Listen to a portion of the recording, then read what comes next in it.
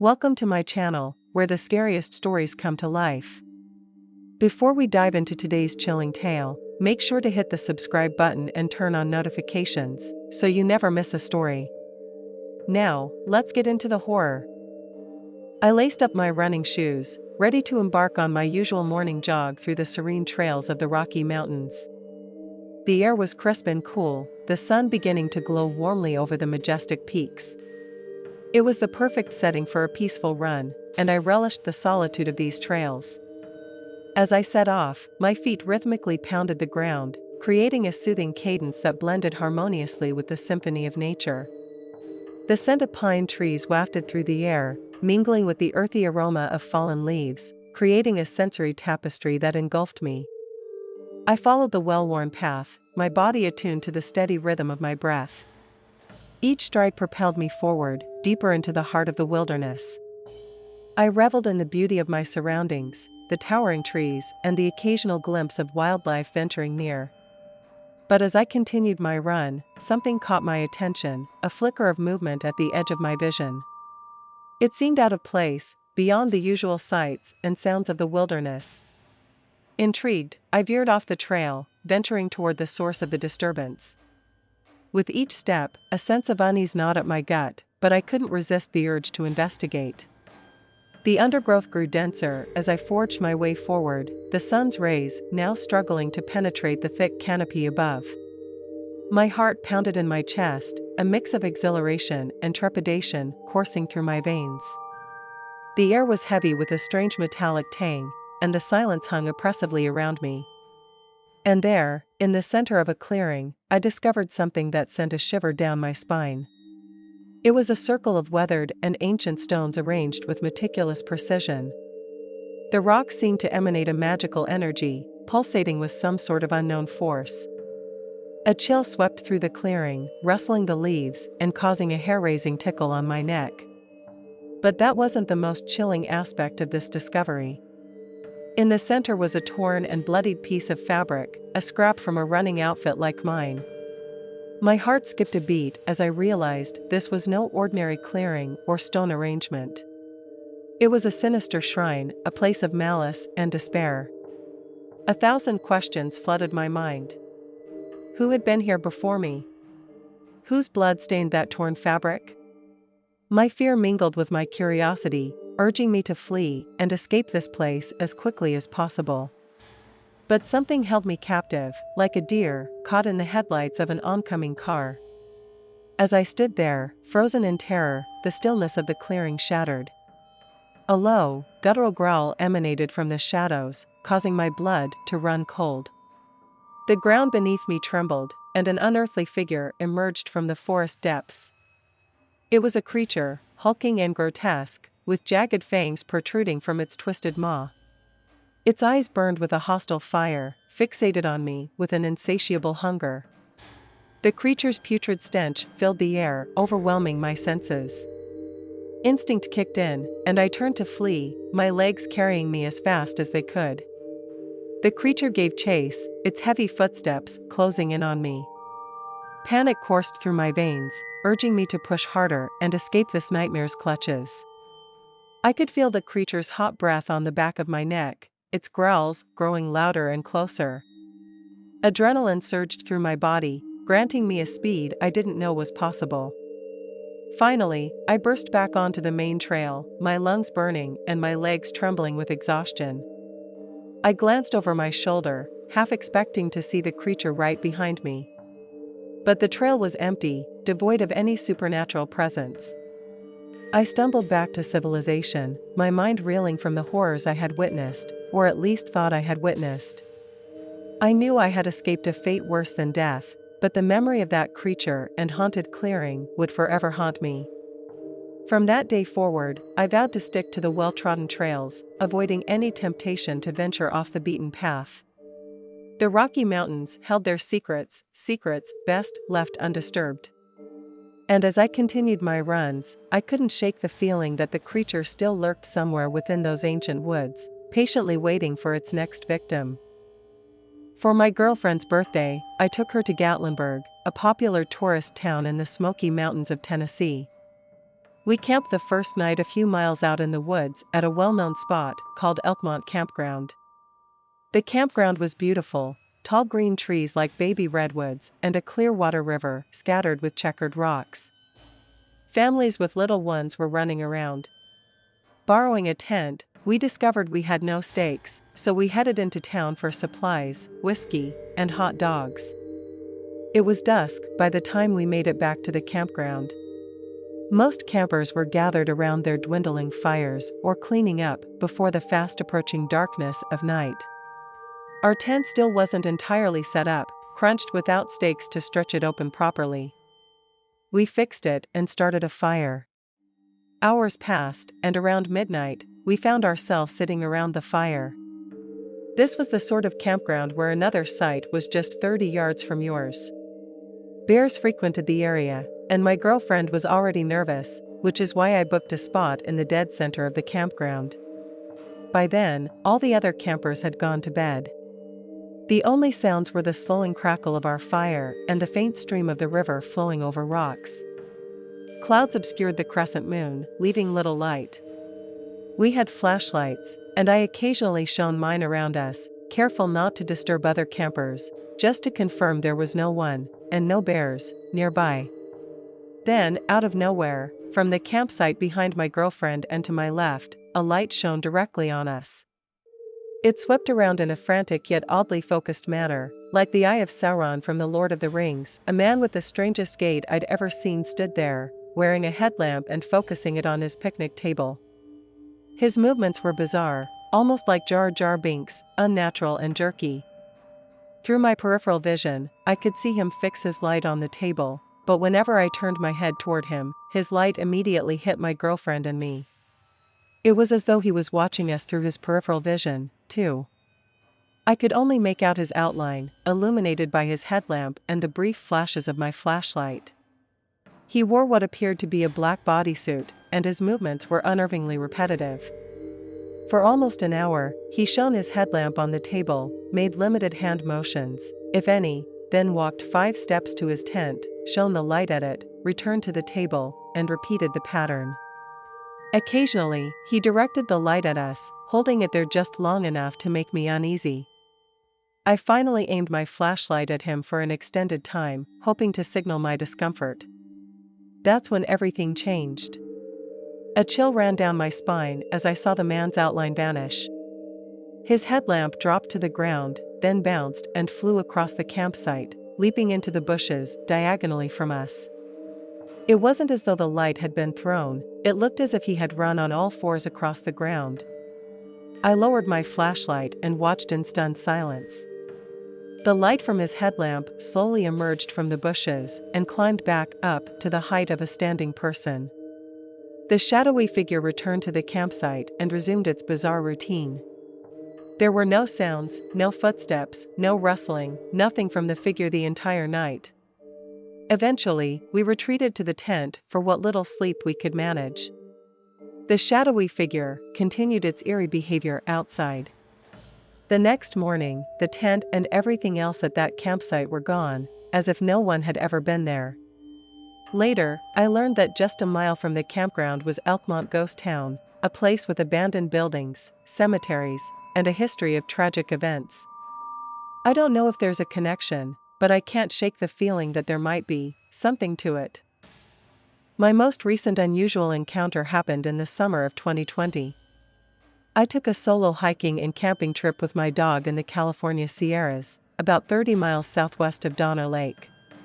Nina, my 4-year-old 65-pound German Shepherd Pit Bull mix with an attitude, was my companion. I'm a 33-year-old man, standing 6 feet tall and 175 pounds. Growing up in a tough environment, I take physical fitness and self-defense seriously. I'm also no stranger to the supernatural. I used to be a follower of scientism until I witnessed something when I was 12 years old, which convinced me there was more out there. My mother and I live in the same county, so I asked her to drop me off at the exit of the 80 freeway, not too far from Gold Run. I found the path I was going to start out on and began hiking. Within 30 minutes of walking, I saw a few people, normal family types, nothing unusual. But then, I saw someone completely out of place. A large, shirtless man wearing shorts, boots, and a gas mask crossed my path. He appeared to be in his mid to late 30s with prison tattoos and a shaved head. He walked normally and said something like, "Nice dog." It was hard to hear him behind the gas mask. At the time, I only had my bear spray and a fixed K-bar knife with a 7-inch blade for protection. I didn't feel threatened but watched him closely, as did Nina, who was super protective. As we passed each other, I nodded and smiled. I don't think this encounter had anything to do with what happened later that night, but it was unusual enough to mention. Another thing about me is that I rarely stick to trails. While I might start on a path, I prefer to stray off into less visited areas. This hike was particularly rough, hot, and steep. After about 4 hours, I decided to set up a shelter since it would get dark in a couple of hours. As I was setting up my tarp and paracord shelter, I noticed Nina wasn't moving much, which was very out of character. Upon closer inspection, I saw her paws were cut and bleeding, likely from sharp rocks. I knew I had to get her help. I decided to call my mom to pick us up that night, which meant hiking all the way back to where I started. With my 30-pound backpack and Nina's condition, it was a grueling trek. I pushed us hard, but as the sun set, my legs began cramping badly. Eventually, I had no choice but to rest for the night. By the time it was dark, I found a clearing that wasn't ideal but would have to do.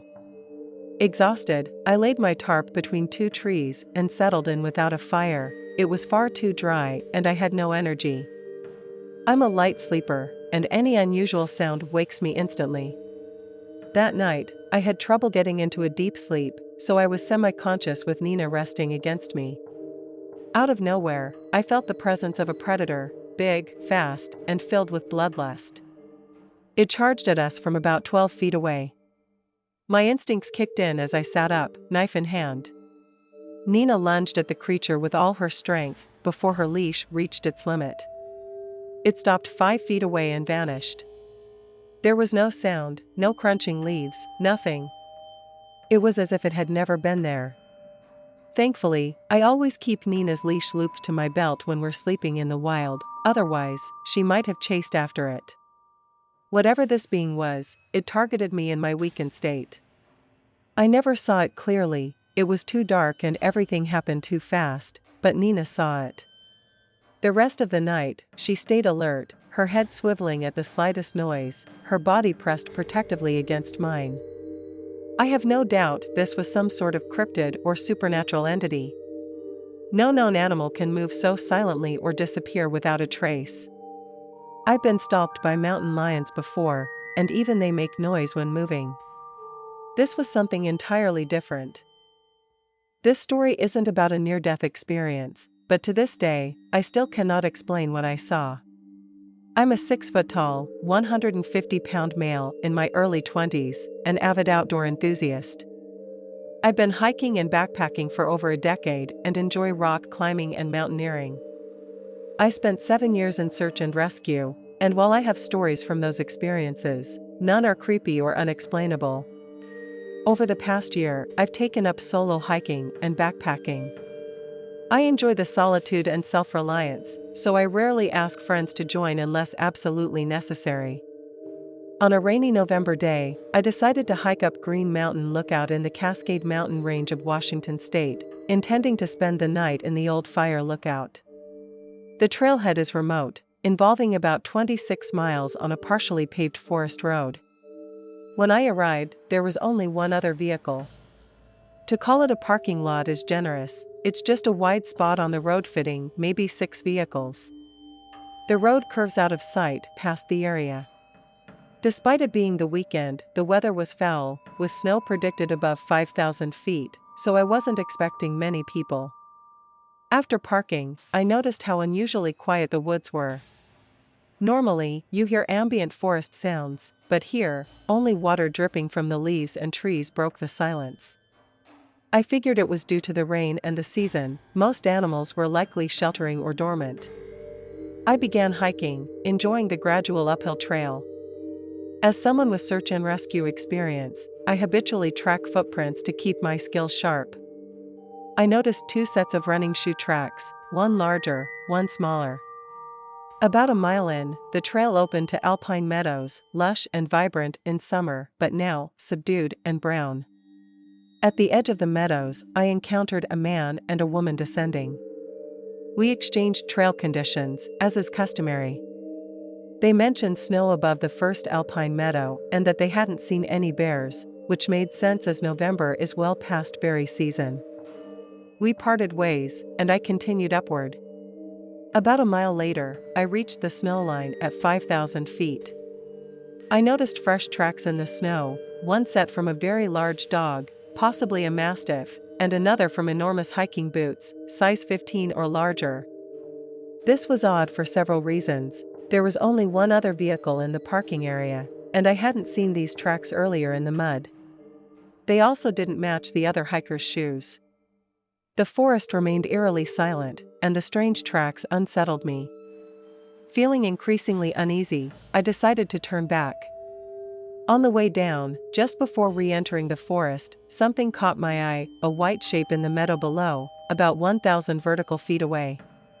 I stared at it, trying to make sense of what I was seeing. It looked like a tall, white figure, its head and shoulders visible above the underbrush on a steep slope. My initial thought was that it could be an old tree stump, but the area had never been logged, and there was no other snow at this elevation. As I fumbled to put on my gloves, I glanced away briefly. When I looked back, the figure had moved. I could now see 2 black spots where its eyes should be, and a black slit where a mouth might be. My heart dropped. Whatever it was looking directly at me. Chills ran down my spine. It was still a good distance away, but the feeling of being watched was overpowering. Armed with only bear spray and a pocket knife buried deep in my backpack, I began descending quickly, resisting the urge to run. I knew running could trigger a predator's chase instinct, but I felt like prey. The forest was deathly silent as I entered it again. Every nerve in my body screamed at me to leave. I jogged downhill, constantly glancing over my shoulder while trying not to trip on wet roots. I heard no sounds of pursuit, but the sense of dread was overwhelming. After what felt like an eternity, I reached my car. It was still the only vehicle in the parking area. Throwing my pack into the car, I sped away, heart pounding. I've been stalked by mountain lions and hiked through bear country, but nothing compares to the soul-crushing dread I felt when that thing turned to look at me. The following summer, I returned to Green Mountain Lookout. I revisited the spot where I'd seen the white figure, but there was nothing there. The underbrush had grown taller, but the shape was gone.